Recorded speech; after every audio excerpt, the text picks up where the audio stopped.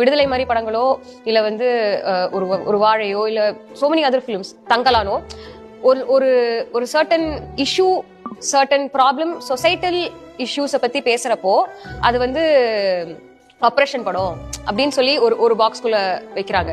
ஆனா அது பாத்தீங்கன்னா ரொம்ப ரொம்ப கம்மியான ஒரு நம்பர் தான். அதுக்கு இந்த மாதிரி இப்போ அவங்க காட்டுற எக்ஸாம்பிள்ஸ் பாத்தீங்கன்னா புஷ்பாவா தான் இருக்கு. நீங்க இன்னும் 1000 crores டச் பண்ணல, ஏன்னா நீங்க இந்த மாதிரி படங்களே பண்றீங்க. நீங்க இன்னும் வந்து அந்த பெஞ்ச்மார்க் டச் பண்ணல, இந்த பெஞ்ச்மார்க் டச் பண்ணல. அது எல்லாத்துக்குமே அவங்க கொடுக்குற அந்த இது பாத்தீங்கன்னா பாக்ஸ் ஆஃபீஸ் தான் இருக்கு. அரண்மனை 4 இவ்வளவு பண்ணுச்சு, ஆனா இந்த படம் பண்ணல.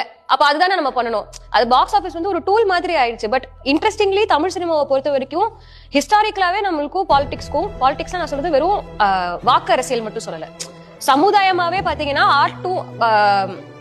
அதாவது ஆர்ட்டும் பாலிடிக்ஸும் ரொம்ப பக்கத்துல இருந்திருக்கு, ரொம்ப ரொம்ப பக்கத்துல இருந்திருக்கு. இது வந்து நாடகம் அதுக்குள்ள அங்க இருந்து நான் சொல்றேன், அந்த கல்ச்சர் நமக்குள்ளேயே இருந்திருக்கு. சோ அப்படி இருக்கு